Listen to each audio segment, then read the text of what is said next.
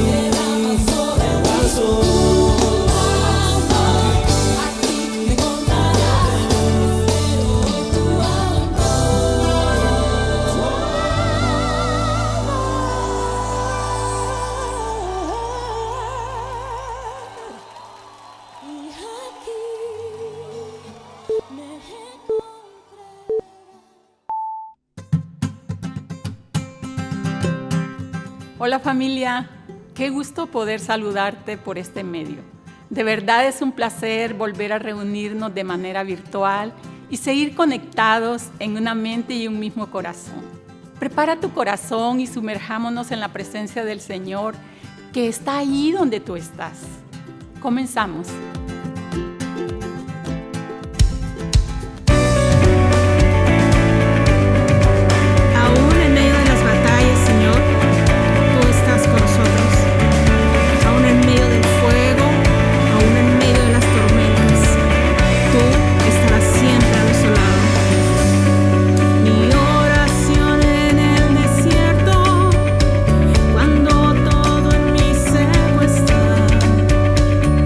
Mi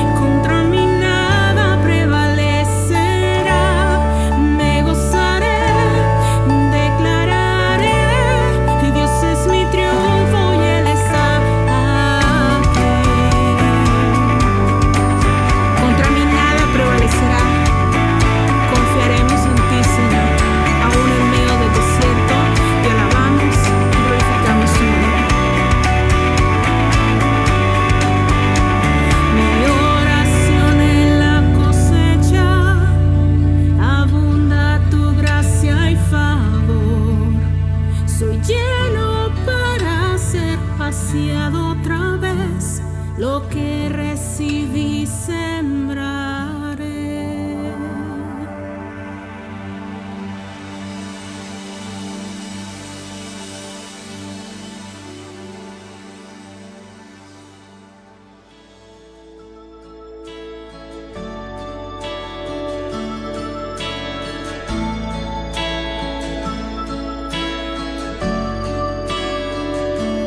Tus pies arde mi corazón, a tus pies entrego lo que soy. Es el lugar de mi seguridad, donde nadie me puede señalar. Me perdonaste, acercaste a tu presencia, me levantaste, y me postro a adorarte. No hay lugar más alto, más grande que estar a tus pies, que estar a tus pies. No hay lugar más alto, más grande que estar a tus pies, que estar a tus pies, a tus pies. Arde mi corazón, a tus pies entrego lo que soy. Es el lugar de mi seguridad, donde nadie me puede señalar. Me perdonaste, me acercaste a tu presencia, me levantaste, me postro a adorarte. No hay lugar más alto, más grande que estar a tus pies, que estar a tus pies. No hay lugar más alto, más grande que estar a tus pies, que estar a tus pies. No hay lugar más alto, más grande que estar a tus pies, que estar a tus pies. No hay lugar más alto, más grande que estar a tus pies, que estar a tus pies. Y aquí permaneceré, postrado a tus pies. Y aquí permaneceré a los pies de Cristo.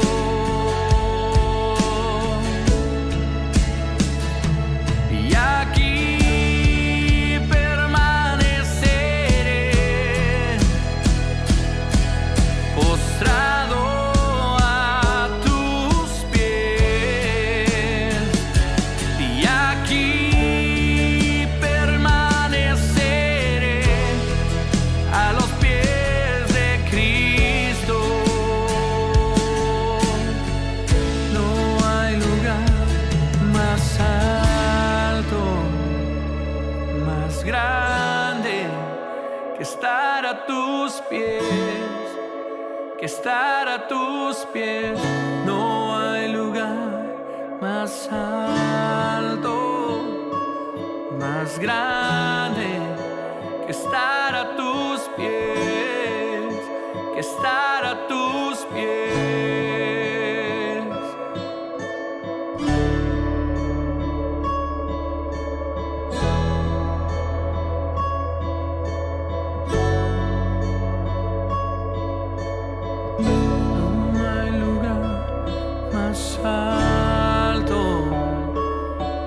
grande que estar a tus pies.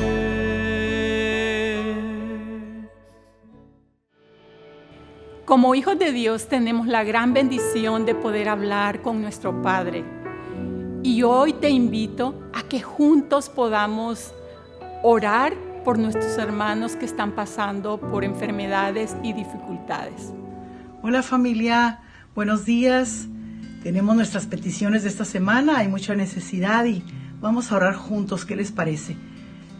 Tenemos muchos enfermos de COVID, así es que queremos pedirle a Dios que Él los ayude, ¿verdad? Por la familia Phelps Carrillo, por Guillermo Ceseña, hermano de Ángel Ceseña, por la familia de Antonio Soto, primo de nuestro hermano Pedro Arce, por el doctor Adrián Trejo, por Beli Niebla, Marco y Leo su hijo, por fortaleza y consuelo para la familia Hurtado, por el fallecimiento de Jorge Hurtado este domingo pasado, falleció el hermano de nuestra querida Miriam Hurtado.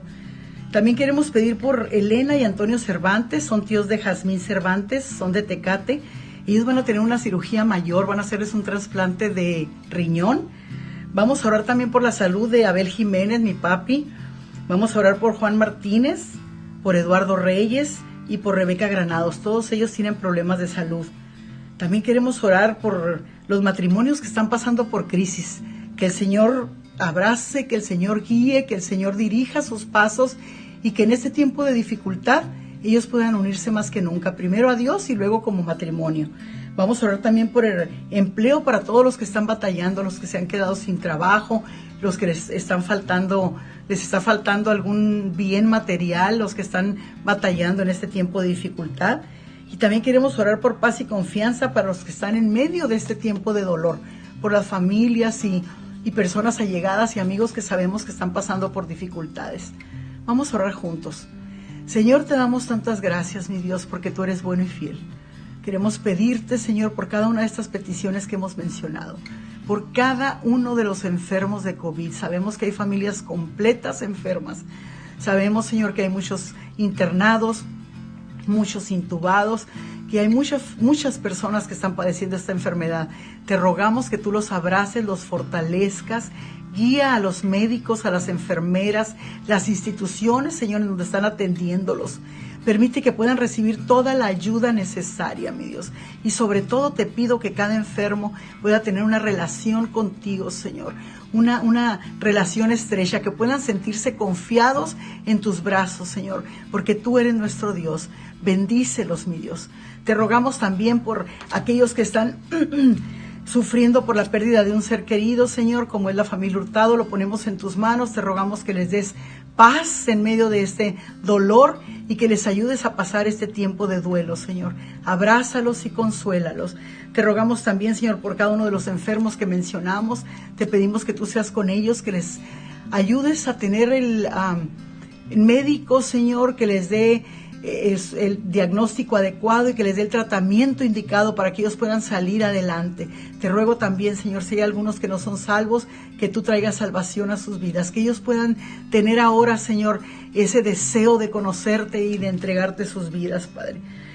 También estamos pidiendo por los matrimonios en crisis. Sabemos que esta situación ha llevado a muchos matrimonios a estar en dificultades, tal vez por la economía, tal vez por la tensión, Señor, todo el estrés que causa esto, estar sin trabajo o estar todos juntos en casa. Yo no sé cuál sea la situación que cada quien pasa, pero tú conoces a cada matrimonio. Te ruego, Señor, que tú extiendas tu mano poderosa y que tú los bendigas y los guardes, Señor.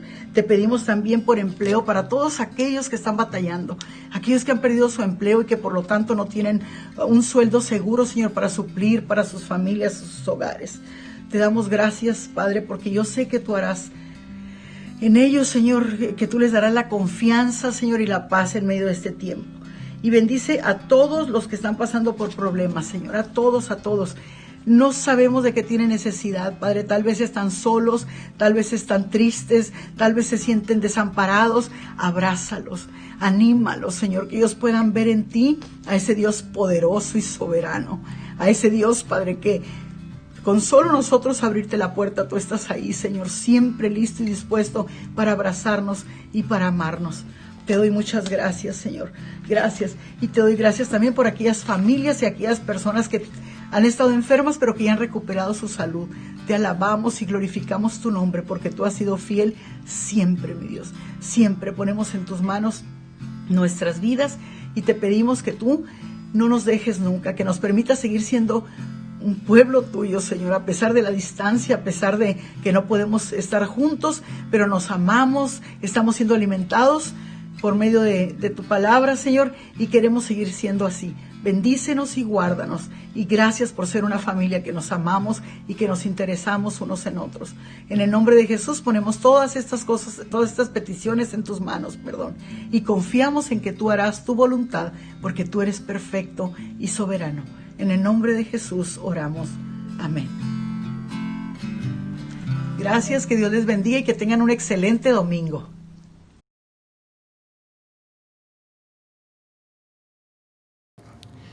Saludos, familia Semilla, deseando que todos se encuentren bien, en bendiciones del Señor. Es tiempo para recordar el programa que tenemos de Semillas en Casa, un programa que está fundamentado en los 4 pilares de nuestra iglesia Semilla Ensenada, que tiene que ver con perseverar en la doctrina de los apóstoles, la comunión unos con otros, el partimiento del pan y la oración de nosotros como congregación. Hechos 2:42 muestra la base que tenemos para nuestra vida espiritual. La invitación en este momento es para que, si no te has unido a una Semilla en Casa, lo hagas. Busques la manera de integrarte, de alimentarte. Hemos provisto diferentes espacios para tener la alimentación espiritual que necesitamos, sobre todo en este tiempo, y recordando que aún queda un trayecto más por recorrer de esta manera. Semillas en Casa se está desarrollando para el crecimiento de todos y cada uno de nosotros. Estamos teniendo todos los elementos que nos marca Hechos 2:42. Si no te has integrado, hazlo.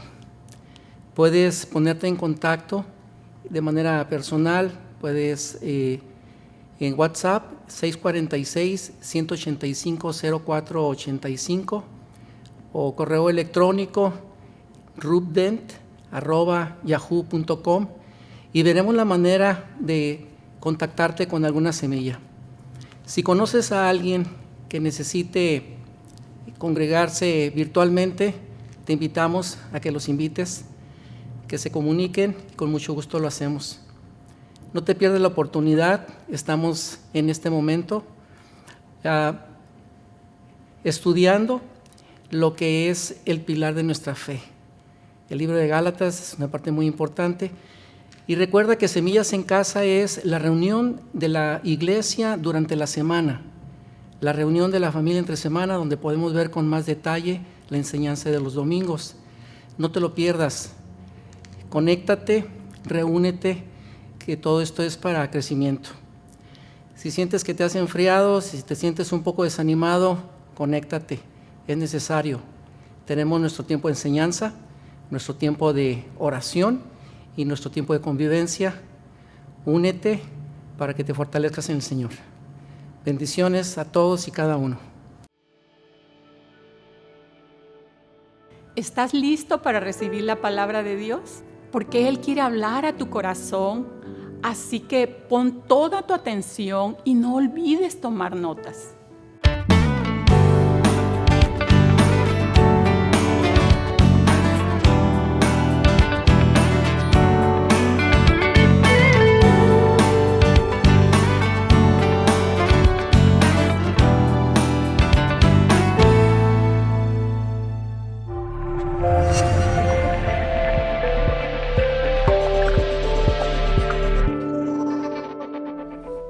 No siempre es fácil defender nuestras convicciones por el miedo que sentimos ante la presión social.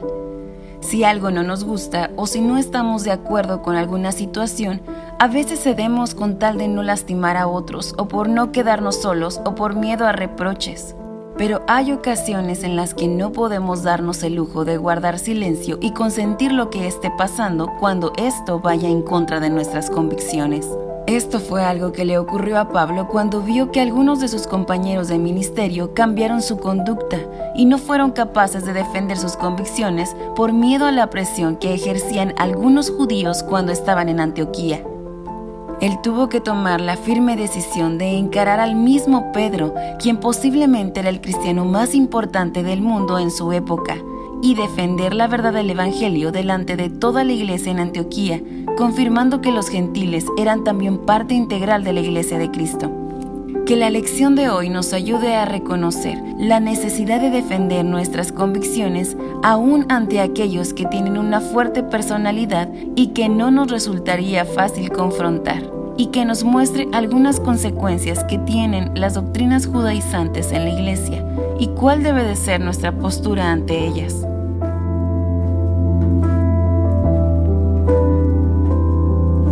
Hola, buen día, espero que te encuentres muy bien.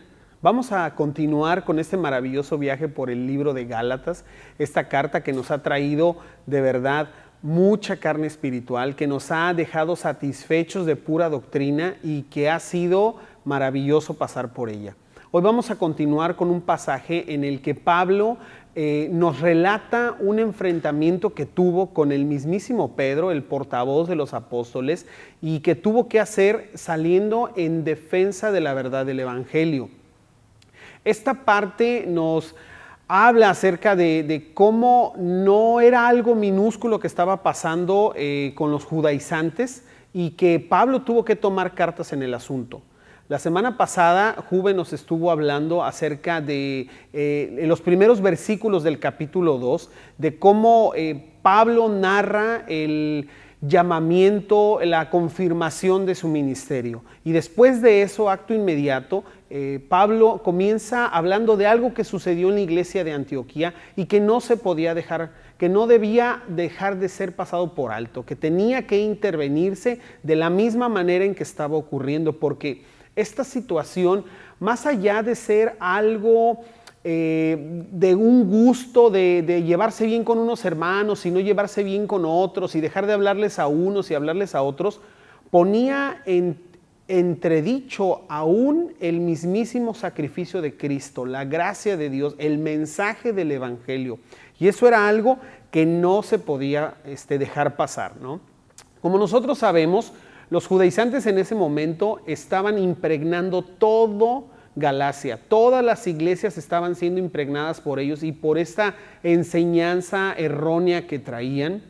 Y dentro de esas cosas, ellos estaban tratando de desacreditar el ministerio de Pablo, su persona, su llamado. Y por eso es que a lo largo de la carta vamos a estar viendo cómo Pablo confirma su llamado, confirma quién es él, que no es un improvisado, no para testimonio de estas personas, porque al final de cuentas él no tenía asunto con ellos, pero sí para los creyentes, sí para quienes estaban escuchando su mensaje. Y esta técnica es algo muy común cuando tú quieres que no sea escuchado el mensaje de una persona que tiene algo contrario a lo que tú tienes que decir, para que no sea puesta la atención sobre lo que va a refutarte. Y la verdad es que si tú escuchas alguna de las prédicas de este movimiento de Raíces Hebreas, te podrás dar cuenta que mencionan que aquellos que no seguimos sus enseñanzas o que no siguen sus enseñanzas están incompletos, tienen una venda puesta en los ojos, no han ido por el camino excelente, están bien pero les falta, en realidad no tienen todo el conocimiento.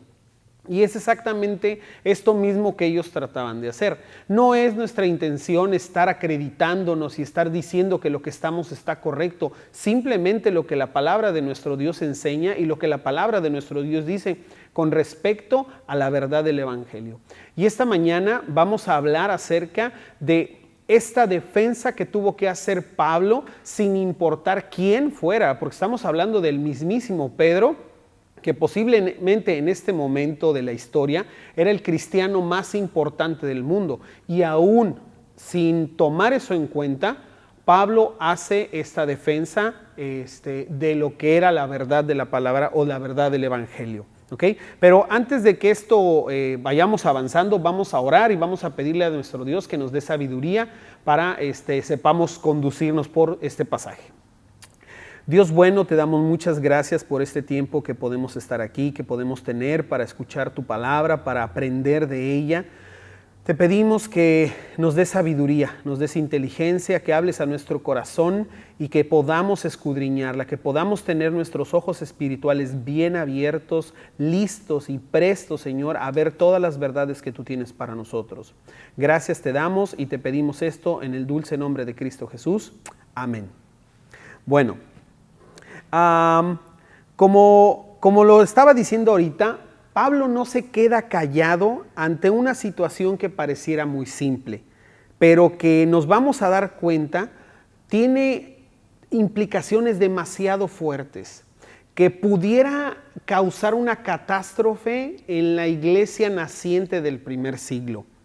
Y Pablo tiene esta visión correcta de lo que estaba pasando frente a él, y no puede permitirse, no puede darse el lujo de voltear hacia otro lado, de no enfrentar la situación. Pablo vemos a lo largo de los capítulos y de las cartas y de los libros donde se relata la vida de Pablo, que más de una ocasión tuvo que enfrentar problemas no pequeños, con gente que estaba enseñando las cosas incorrectas, que estaba yendo por lugares completamente chuecos y diferentes a lo que es la verdad de Dios, y este caso no fue diferente. Pablo tuvo que tomar esta situación en sus manos. Pablo comienza el capítulo 2 hablando de su testimonio, del inicio de su ministerio y la ratificación por los apóstoles, dándole crédito a su apostolado y dejando en claro, como dije hace rato, que él no es un improvisado en la fe. Después de esto viene el pasaje que nos compete esta mañana, que es en el capítulo 2 y son los versículos desde el 11 hasta el 21. Te invito a que abras tu Biblia y me acompañes para leerlo. Pero cuando Pedro vino a Antioquía, le resistí cara a cara porque era de condenar. Pues antes que viniesen algunos de parte de Jacobo, comía con los gentiles, pero después que vinieron, se retraía y se apartaba, porque tenía miedo de los de la circuncisión, y en su simulación participaban también los otros judíos, de tal manera que aún Bernabé fue también arrastrado por la hipocresía de ellos. Pero cuando vi que no andaban rectamente conforme a la verdad del evangelio, dije a Pedro delante de todos: si tú, siendo judío, vives como los gentiles y no como judío, ¿por qué obligas a los gentiles a judaizar? Nosotros, judíos de nacimiento y no pecadores de entre los gentiles, sabiendo que el hombre no es justificado por las obras de la ley, sino por la fe de Jesucristo. Nosotros también hemos creído en Jesucristo para ser justificados por la fe de Jesucristo y no por las obras de la ley. Por cuanto por las obras de la ley nadie será justificado. Y si buscando ser justificados en Cristo, también nosotros somos hallados pecadores, ¿es por eso Cristo ministro de pecado? En ninguna manera. Porque si las cosas que destruí, las mismas vuelvo a edificar, transgresor me hago, porque yo por la ley soy muerto para la ley, a fin de vivir para Dios. Con Cristo estoy juntamente crucificado y ya no vivo yo, mas vive Cristo en mí, y lo que ahora vivo en la carne, lo vivo en la fe del Hijo de Dios, el cual me amó y se entregó a sí mismo por mí. No desecho la gracia de Dios, pues si por la ley fuese la justicia, entonces por demás murió Cristo. Ok, cuando leemos este pasaje, me pongo a pensar en algunos de los propósitos por los cuales Pablo lo incluyó. Y uno de ellos es que Pablo deja claro la tolerancia cero que había con este tipo de movimientos y su infiltración a la iglesia. Otro de los propósitos era contar las cosas como realmente sucedieron y derribar este argumento que también tenían los judaizantes de que Pablo era un revoltoso, era alguien que se le oponía a Pedro, el mayor de los apóstoles y de los líderes de la iglesia en ese momento, y que no se sometía. Y por último, empoderar también a los gálatas alentándolos a que no tuvieran miedo de encarar, sabiendo que ellos eran igual de creyentes y de cristianos que los judíos. Cuando digo estas cosas, no estoy refiriéndome ahora a que nosotros andemos peleando y refutando gente, que estemos yendo, causando problemas en las congregaciones de quienes creen en esta situación, pero sí que no permitamos nosotros que esto quisiera infiltrarse en nuestra iglesia, en nuestras vidas, en nuestras familias o de quienes están alrededor de nosotros. Porque eso sí sería algo muy peligroso y algo, como dice Pablo, de condenar, que no se puede dejar pasar. Vamos a ver dos divisiones importantes en el pasaje de esta mañana, y la primera de ellas es el motivo de la confrontación. ¿Por qué confrontó Pablo a Pedro? Y lo vamos a ver en los primeros dos versículos. Y quiero primero que empecemos a imaginarnos la escena. Pedro va a la ciudad de Antioquía, ahí se encuentra Pablo, lleva un tiempo Pablo viviendo ahí, enseñando a los hermanos, haciendo discípulos junto con Bernabé y otros hermanos más. Pedro los visita y comienza a reunirse con ellos. En aquella iglesia había creyentes judíos y había creyentes gentiles. Tenían comunión y no seguían los ritos estrictos del judaísmo, ni los gentiles ni los judíos, excepto los que dieron como recomendación los apóstoles. Y si me acompañas, vamos rapidísimo a Hechos 15, 28 y 29, que vemos cuál fue esta recomendación.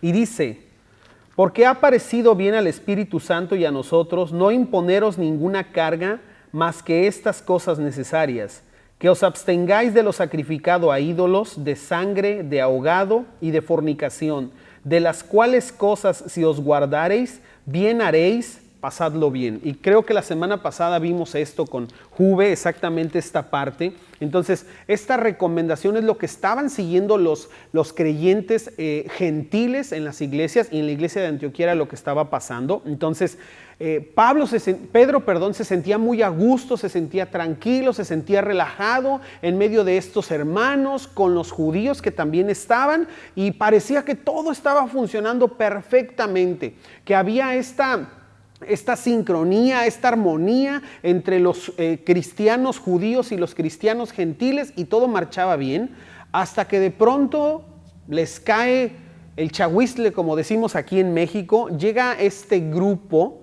de enviados por Jacobo, estos ciertos hombres enviados por Jacobo, que posiblemente podemos pensar que eran judíos, de abolengo, eran judíos importantes dentro del pueblo, y esto hace que la manera de conducirse de Pedro cambie drásticamente. Y entonces Pedro deja de tener comunión con los hermanos, deja de reunirse con ellos, y como Pedro era todo un influencer de su tiempo, era toda una celebridad, pues obviamente los judíos que estaban con él empezaron a seguir su práctica. Y esto fue tan notorio y tan, tan llamativo, que aún a Bernabé le sacudió el tapete y le siguió también el rollo. Entonces, este pasaje del 11 hasta el 21 es una táctica inteligente y genial de parte de Pablo para sofocar a los cristianos judaizantes, porque en ella deja expuesta la problemática que le traen a las iglesias y refuta con un discurso increíble, que la verdad pareciera como si les hubiera dado un gancho al hígado y los hubiera dejado prácticamente noqueados. Y ahorita vamos a ver por qué. Pedro, cuando empieza el pasaje, cuando me empieza a mencionar a Pedro fue alguien que tomó completa relevancia para los judíos cristianos como el líder del grupo, como lo mencioné, como el portavoz de los apóstoles. Entonces, lo que él hiciera o avalara también tendría una aceptación voluntaria o forzada muy importante entre todos los demás cristianos judíos. Los judaizantes argumentaban que el ministerio de Pablo no era genuino, que no era reconocido por Dios, etcétera, etcétera. Pero como vimos ahí en Gálatas 2:9 la semana pasada, y nada más ahí vamos a recordarlo, dice: y reconociendo la gracia que me había sido dada, Jacobo, Cefas y Juan, que eran considerados como columnas, nos dieron a mí y a Bernabé la diestra en señal de compañerismo para que nosotros fuésemos a los gentiles y ellos a la circuncisión. Ok, con esto Pedro fue uno de los que reconoció el ministerio y el llamado de Pablo a predicar a los gentiles. Así que cuando Pablo escribe esta carta y la están escuchando los judaizantes que asistían a las iglesias en Galacia, pues no les quedaba de otra más que aceptar que era genuino el llamado y el ministerio de Pablo. ¿Ok? La situación que nos presenta aquí Pablo no es un asunto minúsculo de preferencia, como lo dije al inicio, de llevarse bien con unos y de pronto haces amistad con otros y dejas de frecuentar a los primeros con los que te juntabas. No. Cuando dice que era algo de condenar, ahí en el versículo 11, significa que era algo tan grave que no se podía dejar pasar por alto y que necesitaba una corrección inmediata y mayúscula. Estamos frente a una crisis en esta iglesia naciente del primer siglo, y esta acción por parte de Pedro y de los demás podía traer consecuencias terribles. Podía desviar completamente la verdad del evangelio, y por eso Pablo dice: lo confronté cara a cara. O sea, Pablo tuvo que llegar a este punto con esta persona. Pedro había sido escogido por Dios para darle la bienvenida a los gentiles, a su pueblo y al pacto. Lo vemos en Hechos 11. Te voy a pedir que vayas conmigo a este pasaje. Es todo un relato que yo sé que conocemos. Dice: oyeron los apóstoles y los hermanos que estaban en Judea que también los gentiles habían recibido la palabra de Dios, y cuando Pedro subió a Jerusalén, disputaban con él los que eran de la circuncisión, diciendo: ¿por qué has entrado en casa de hombre incircunciso y has comido con ellos? Entonces comenzó Pedro a contarles por orden lo sucedido, diciendo: estaba yo en la ciudad de Jope orando y vi en éxtasis una visión, algo semejante a un gran lienzo que descendía, que por las 4 puntas era bajado del cielo y venía hacia mí. Cuando fijé en él los ojos, consideré y vi cuadrúpedos terrestres y fieras y reptiles y aves del cielo. Y oí una voz que me decía: levántate, Pedro, mata y come. Y dije: Señor, no, porque ninguna cosa común o inmunda entró jamás en mi boca. Entonces la voz me respondió del cielo por segunda vez: lo que Dios limpió, no lo llames tú común. Esto se hizo 3 veces y volvió todo a ser llevado arriba al cielo. Y he aquí luego llegaron 3 hombres a la casa donde yo estaba, enviados a mí desde Cesarea, y el Espíritu me dijo que fuese con ellos sin dudar. Fueron también conmigo estos 6 hermanos, y entramos en casa de un varón, quien nos contó que había visto en su casa un ángel que se puso en pie y le dijo: envía hombres a Jope y haz venir a Simón, el que tiene por sobrenombre Pedro. Él te hablará palabras por las cuales serás salvo tú y tu casa. Y cuando comencé a hablar, cayó el Espíritu Santo sobre ellos también, como sobre nosotros al principio. Entonces me acordé de lo dicho por el Señor cuando dijo: Juan ciertamente bautizó en agua, mas vosotros seréis bautizados con el Espíritu Santo. Si Dios pues les concedió también el mismo don que a nosotros, que hemos creído en el Señor Jesucristo, ¿quién era yo que pudiese estorbar a Dios? Entonces, oídas todas estas cosas, callaron y glorificaron a Dios, diciendo: de manera que también a los gentiles ha dado Dios arrepentimiento para vida. Entonces, Pedro es utilizado por Dios para anunciar la inserción de los gentiles a su pacto. Y entonces Pedro no tenía ningún problema en tener comunión con ellos, en no seguir los ritos del judaísmo. Se sentía muy cómodo, se sentía muy relajado. Pero cuando llegan estos hombres, dice el pasaje que Pedro tuvo miedo. ¿Miedo de qué? miedo de ellos. ¿Pero por qué? Bueno, una de ellas, una de las cosas por las que Pedro tuvo miedo era de ofenderlos en su relación con los gentiles. ¿Te imaginas que dijeran, oye, pero qué onda con Pedro? ¿Cómo se le ocurre estar haciendo esto? Pero es un escándalo. Él es el líder de nuestro grupo. ¿Y cómo es posible que está haciendo estas cosas? Y Pedro empezó a hacerse monstruos en la cabeza con esto. Y otro de los posibles miedos también, pues sería que le llevaran el chisme a Jerusalén de la manera en que Pedro se conducía allá, y que su posición como líder quedara comprometida y él ya no fuera visto con los mismos ojos. Recordemos que el conflicto era que ante los ojos de un judío, un gentil no circuncidado no era realmente un cristiano. Así que Pedro quiso evitar quedar en medio de un problema, pero se metió en uno peor. Como decimos, saltó de la sartén al fuego. Y eso fue lo que le pasó a Pedro. Entonces, ¿qué hace Pedro? Dice el versículo 12, dice, comía con los gentiles, pero después que vinieron se retraía y se apartaba.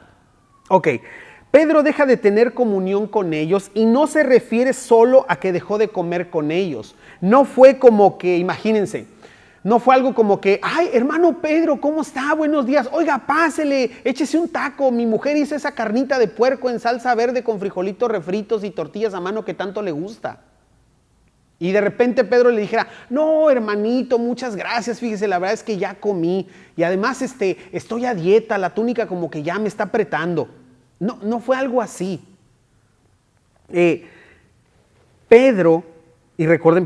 Recordemos que la iglesia del primer siglo se reunía para recibir enseñanza, para orar, para comer y para participar de la cena del Señor. Entonces, cuando dice que Pedro se retraía y se apartaba, significa que dejó de ir a los servicios, dejó de enseñarles, dejó de participar de la cena del Señor con ellos. Los dejaba plantados. Quiero que te lo imagines por un momento, que están todos reunidos y le pasen la copa a Pedro y el pan y no tome los elementos, que no participe de la Santa Cena, que a última hora les cancele un servicio, o que de repente dos hermanos estén platicando y, oye, el hermano Pedro no ha llegado. No ha llegado, fíjate, y le toca predicar. Híjole, ¿y ahora qué hacemos? ¿Sí me explico? Entonces, cuando los demás judíos ven esto, también ellos empiezan a decir, oye, Pedro no volvió a tomar los elementos. No, ¿verdad? Pues nosotros tampoco hay que tomarlos. Oye, Pedro ya se sentó allá en otra mesa, pues vámonos para allá. ¿Me sigues? Entonces, esto ocasionó que si el que es cabeza está haciendo esto, no, pues nosotros ¿qué estamos haciendo aquí? Perdón, vámonos para allá con él. Él sabe algo que nosotros no. O él está haciendo algo que ya no está bien. Entonces, en esto arrastran aún a Bernabé, ¿ok? Entonces, algo que a lo mejor hacían era que ellos mismos tenían sus propios elementos, ellos mismos tenían sus enseñanzas. Me quiero imaginar a Pedro casi dándoles la espalda a los hermanos a la hora de enseñar, como para que no fuera para ellos. Entonces, cuando todo esto ocurre, hasta el mismo Bernabé, que su llamado y su ministerio era para los gentiles, empezó a hacer lo mismo. ¿Te imaginas a Pablo viendo ocurrir esto? Hirviéndole la sangre y tratando de consolar y de confirmar a los hermanos gentiles por esta situación. O sea, era un broncón lo que estaba en juego, era un problemón lo que estaba pasando en la iglesia. Pero ¿qué hay detrás de todo esto? Bueno, cuando Pedro y los otros dejan de tener comunión con los gentiles por la presión de este grupo de judíos que vinieron de Jerusalén, están confirmando el mensaje de los judaizantes. están diciendo, están afirmando que los gentiles que no seguían el judaísmo y la ley no son verdaderos creyentes. Y están moviéndolos, están obligándolos a seguir los ritos y la ley para ser dignos de la salvación y de la comunión con ellos. Por eso Pablo dice que esto era digno de condenar. Era un tema de doctrina fundamental de la verdad del evangelio que no se podía dejar pasar por alto. Una de las enseñanzas, quiero hacer un paréntesis, una de las enseñanzas de este movimiento de raíces hebreas dice exactamente esto, que aquellos que no siguen la ley y los ritos judíos no son creyentes completos, les falta, no están como bien horneados, no sé cómo decirlo, pero honestamente, ¿tú crees que Dios da la salvación en partes? O eres hijo o no eres hijo, o tienes la salvación o no tienes la salvación.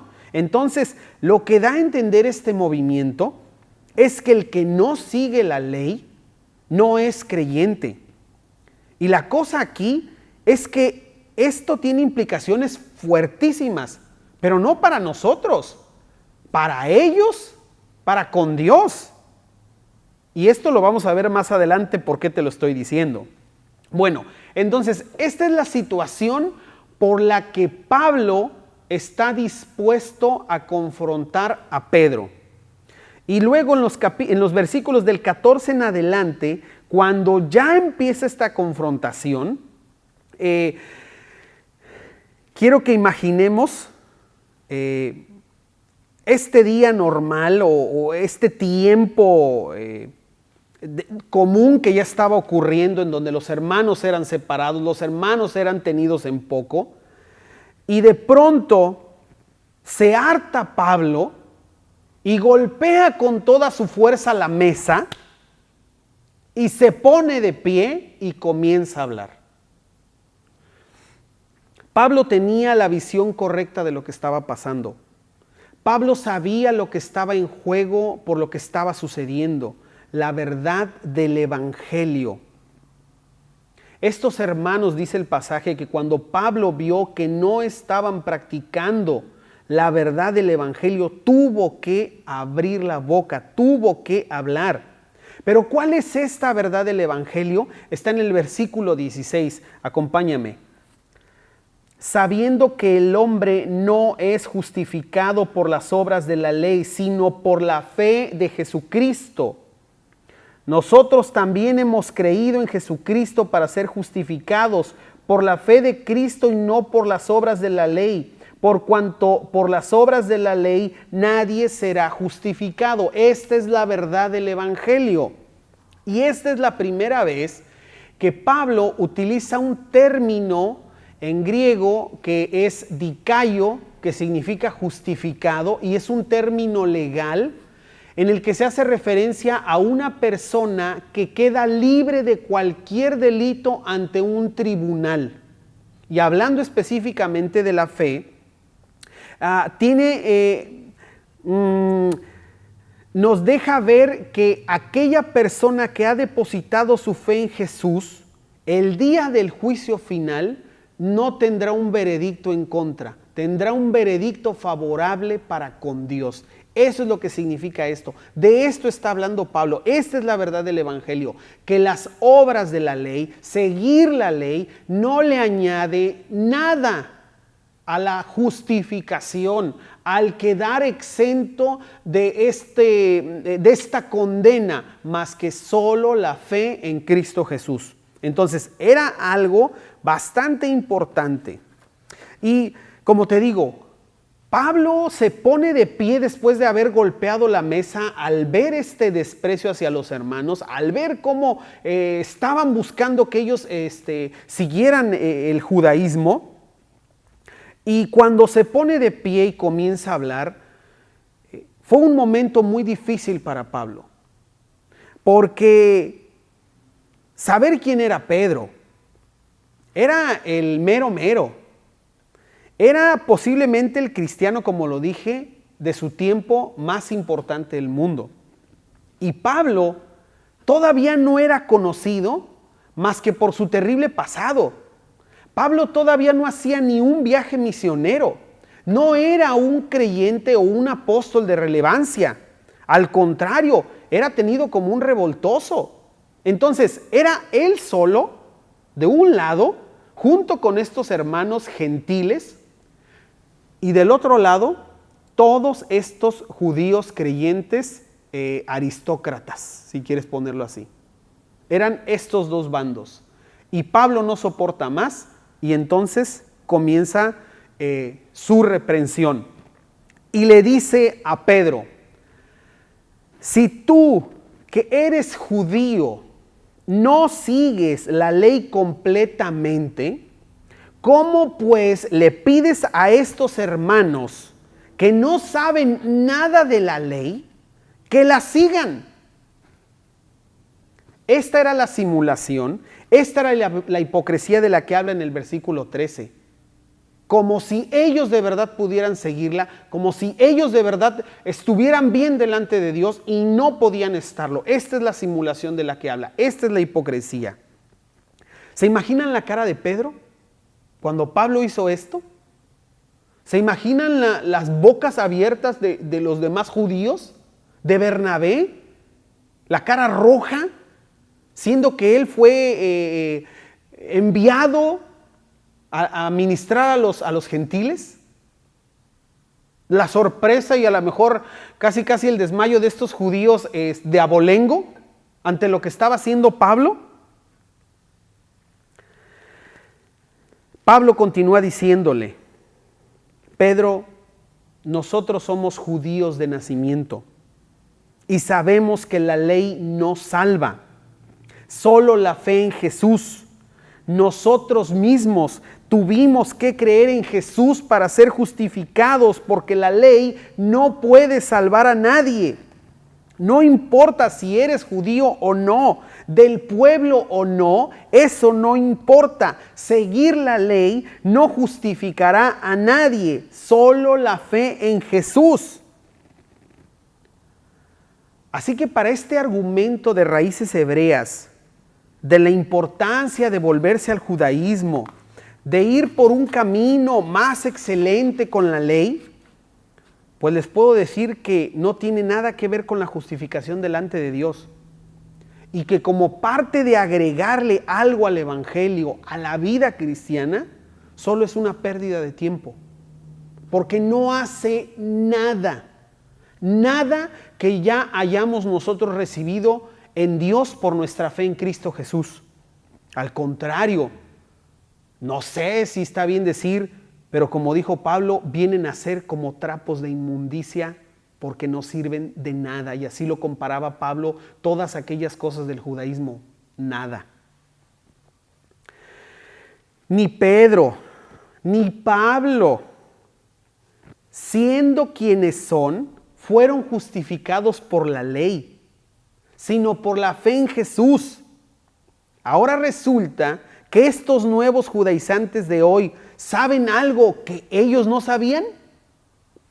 Ahora resulta que estos movimientos de raíces hebreas tienen más revelación de Dios que Pedro y que Pablo, que escribieron la palabra de Dios, que fueron llamados y encomendados por el mismísimo Señor Jesús a la obra. Por favor, es ilógico. Es ilógico.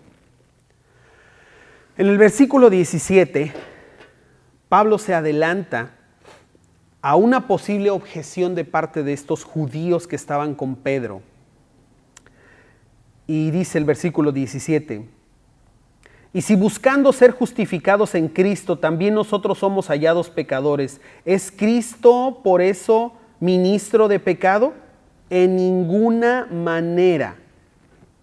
Los creyentes judíos pensaban que tenían un camino más excelente que los gentiles, porque aparte de ser cristianos tenían la ley como refuerzo, si quieres llamarle, para no pecar. Porque ellos decían que los creyentes gentiles no lo eran verdaderamente porque seguían pecando. No tenían una ley que los mantuviera a raya, que les dijera cómo vivir la vida. Entonces, por seguir pecando, no eran creyentes verdaderos. Pero, ¿cómo iban a ser aceptados ellos por Dios si todavía seguían luchando con esto? Y si entonces Dios los acepta así, todos pecadores, sin ley, como animalitos del campo, pues entonces, ¿qué pasa con Cristo? ¿Se hace un ministro de pecado? ¿Se hace de la vista gorda? ¿Deja entrar a cualquiera? Dice Pedro, en ninguna manera. Eso es imposible. Es una blasfemia terrible. Remata Pablo diciéndoles en el versículo 18, porque si las cosas que destruí, las mismas vuelvo a edificar, transgresor me hago. Remata diciéndoles de manera contundente en el versículo 18, que si nosotros tratamos de construir otra vez un camino para acercarnos a Dios por medio de la ley, otra vez por medio de los ritos y de los méritos, es como si le estuviéramos diciendo a Jesús, pues gracias por tu sacrificio, pero no fue suficiente, le faltó. ¿Qué? ¿Te das cuenta de lo que está aquí en juego? El mismísimo sacrificio de Cristo, el mérito del sacrificio de Jesús. Eso es lo que ponen en tela de juicio los judaizantes aquí y lo que estos nuevos judaizantes hoy, con su movimiento, están poniendo en entredicho. Porque cuando ellos argumentan que hay que regresar a las raíces, que hay que regresar a la ley, entonces le están diciendo a Jesús que su sacrificio no fue suficiente. Y entonces dice este versículo, nos volvemos transgresores de la ley. Otra vez estamos esclavizados a la ley, porque no podemos cumplirla, no somos capaces. Juve nos decía la semana pasada, son más de 600 mandamientos. Y con uno que falles, eres transgresor de toda la ley. Entonces es imposible que ellos quieran que sigamos esta doctrina de regresar a la imposición de la ley. Es imposible.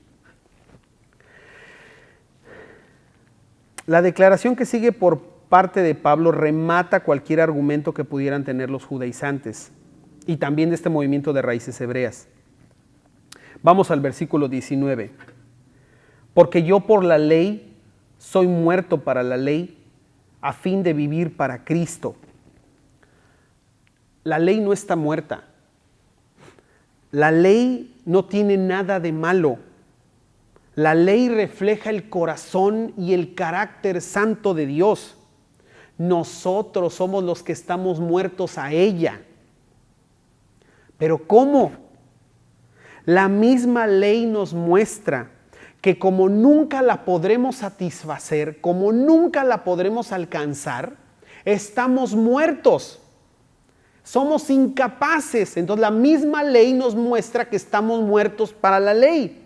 Y cuando nosotros entendemos eso, entonces tenemos esa libertad para ir por la fe en Jesús.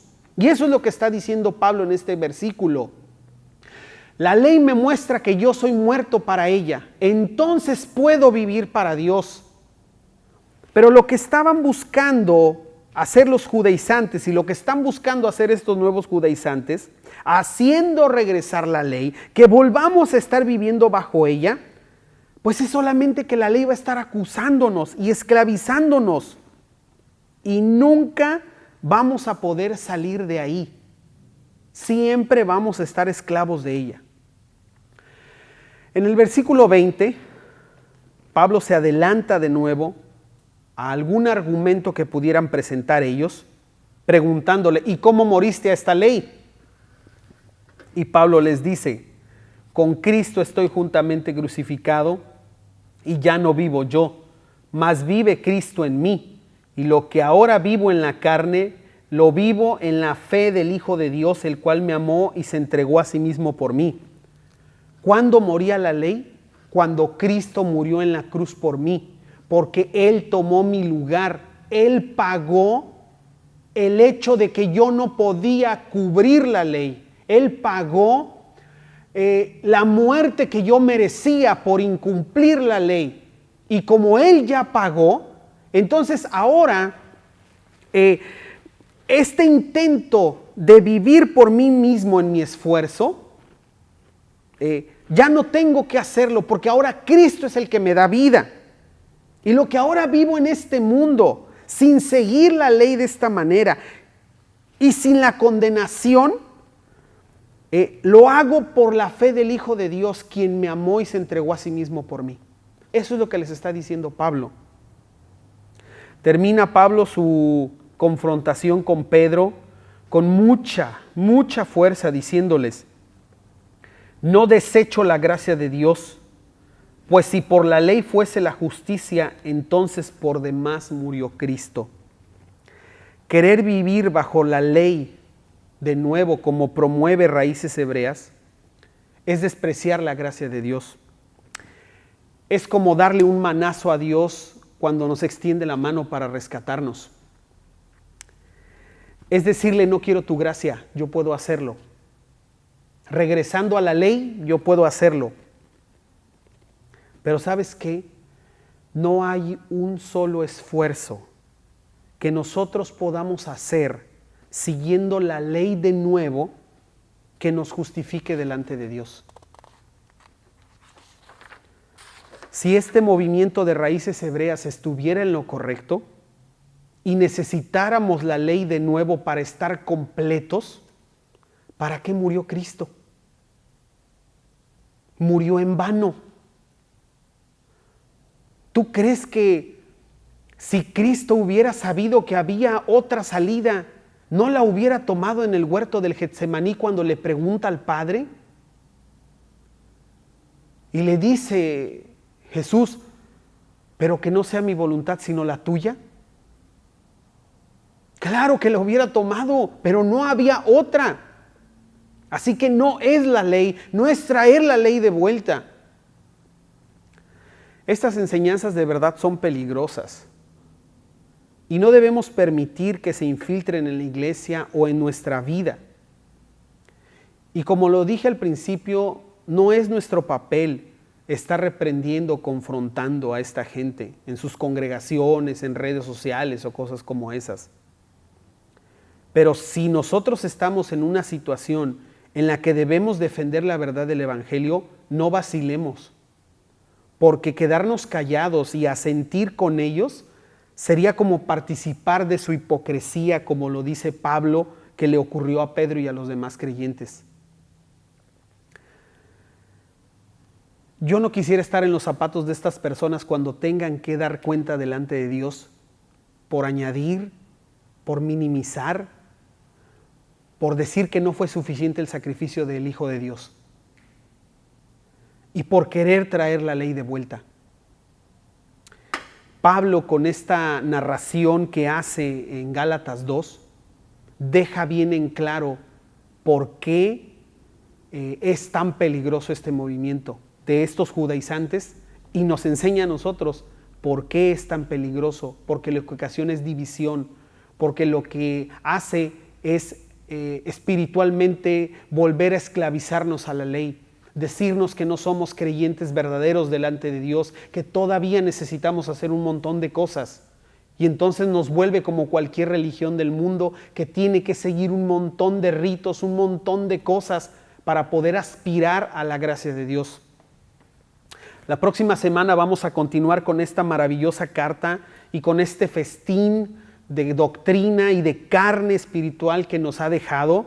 Y me despido yo solamente de ustedes, mandándoles un fuerte abrazo a la distancia y esperando que reflexionemos en estas cosas y que de verdad traigan a nuestra vida este crecimiento espiritual que todos nosotros necesitamos para que este movimiento o cualquier otro movimiento que viene a poner en tela de juicio la verdad del Evangelio sepamos nosotros qué hacer y no dudemos y no vacilemos en refutar o en salir en defensa de la verdad del Evangelio, porque es nuestro deber, sabiendo la verdad y conociendo la palabra de Dios y lo que Dios ha dejado puesto en su palabra para nosotros. Así que otra vez te mando un gran abrazo, cuídense mucho, que Dios los bendiga. Nos gustaría invitarte a revisar algunos puntos que se mostraron durante la reunión. Participa en la siguiente trivia y reafirma así tus conocimientos. Pablo condenó las acciones de Pedro porque eran un mal testimonio para los no creyentes de Antioquía.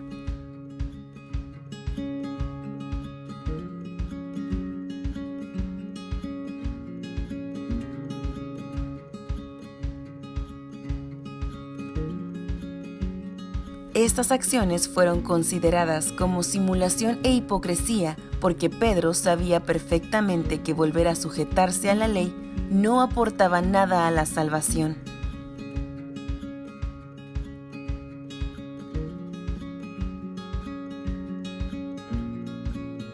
La verdad del Evangelio que Pablo proclamó es que el hombre no es justificado por la ley, sino por la fe en Jesucristo.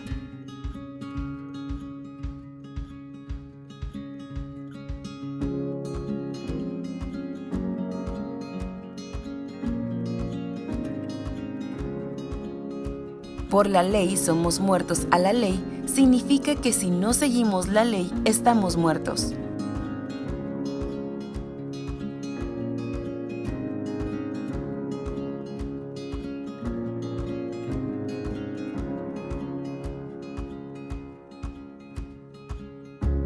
Pretender vivir bajo la ley es despreciar la gracia de Dios y hacer vano el sacrificio de Cristo.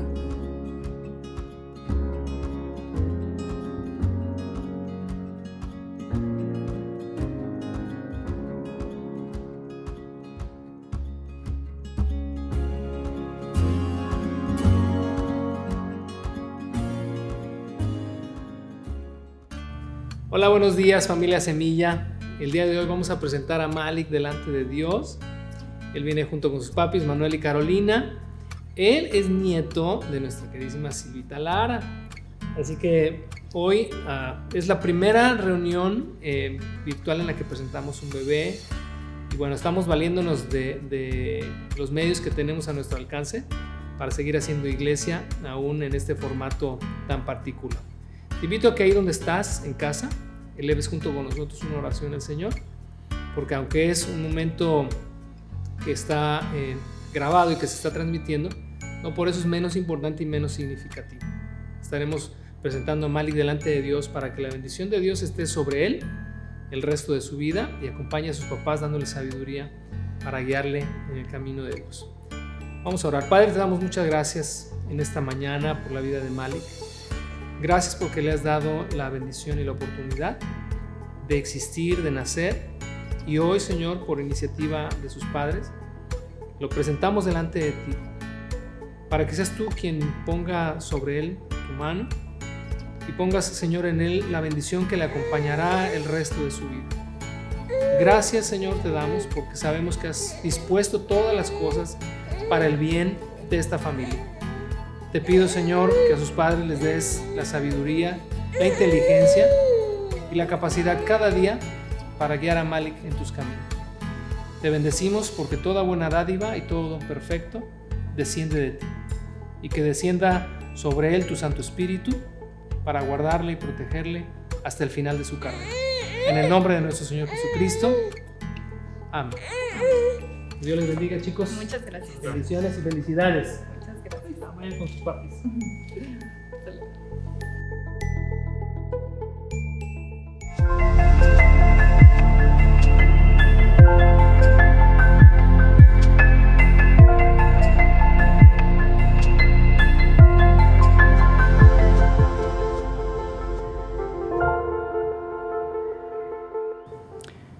Mi nombre es Benigno Hernández de la Torre. Mi esposa es Doris Poliu y soy cubano de nacimiento, aunque ya mexicano hace más de 15 años. Llegué a México por Cancún el 23 de enero de 1999 para estudiar maestría en Ecología Marina en CICESE. En esa ciudad me estuvo esperando el doctor Gilberto Gagiola y su esposa Sila para darme pues, la bienvenida y entregarme los boletos para continuar el viaje para aquí, para Ensenada.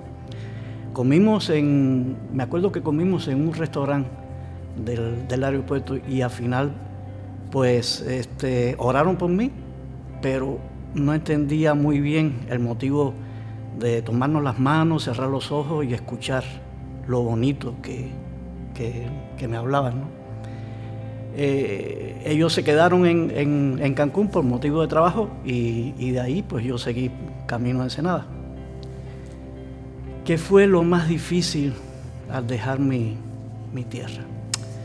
Bueno, lo más difícil fue tener que despedirme de mis hijos Mónica y de Javier Ernesto. Pues fue un proceso de 3 largos años en la cual estaba haciendo las gestiones para hacer la maestría aquí en CICESE y sin decirle nada a nadie, con la boquita cerrada por obvias razones. Mis padres, mis hermanos, mis hijos no sabían nada de lo que yo estaba haciendo y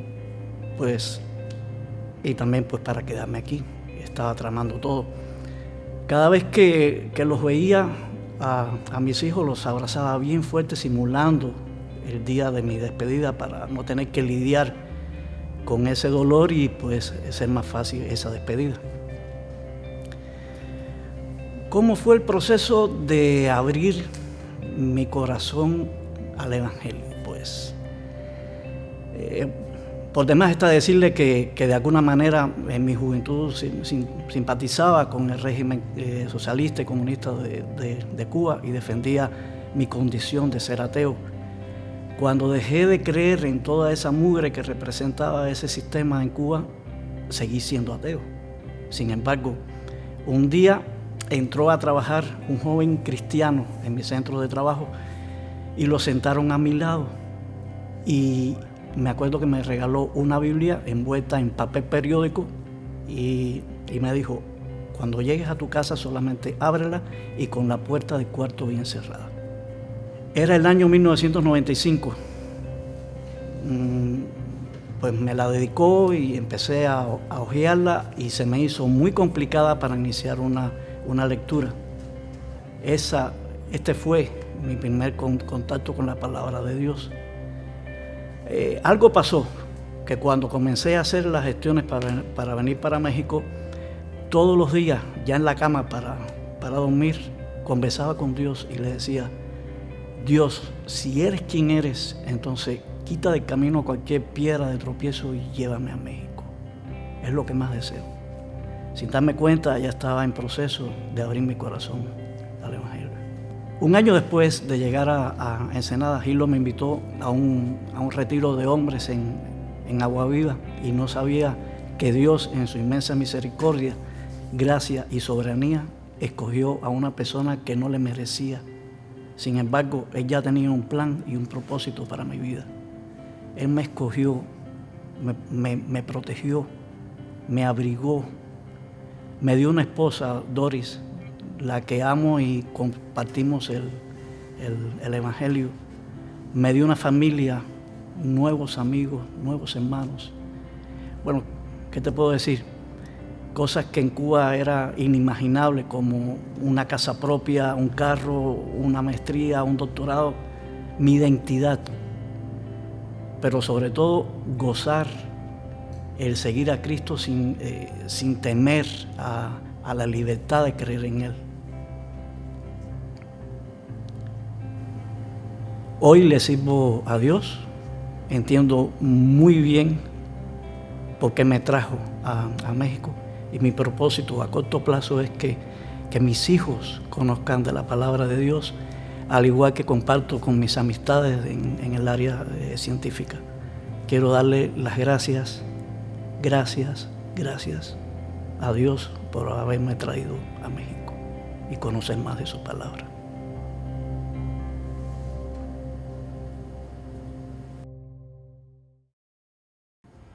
Te invitamos este próximo sábado 12 de diciembre a las 5 de la tarde a unirte al seminario virtual para matrimonios que organiza nuestra iglesia hermana Semilla Guadalajara. El pastor Juvenal y Vero, su esposa, junto con el pastor Yair y Carlita, su esposa, serán los anfitriones. Inscríbete, es muy sencillo y no tiene ningún costo. Solo envía una solicitud al correo que aparece en pantalla y recibirás la liga de acceso por ese mismo medio. No te lo pierdas.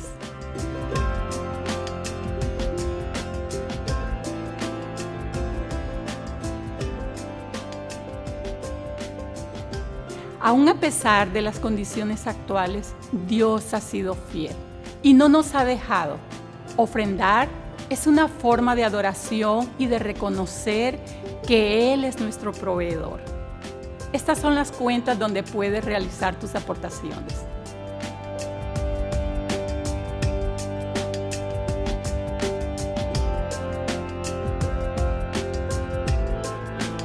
Hemos llegado al final de una reunión más.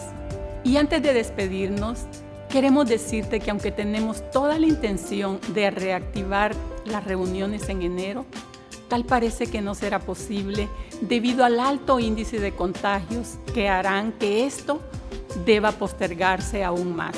Sin embargo, eso que no te desanime. Al contrario, que sea una oportunidad para aferrarnos más al Señor y a su palabra y al cuidado de nuestros hermanos que están en dificultad. Te mando un abrazo y nos vemos la próxima semana.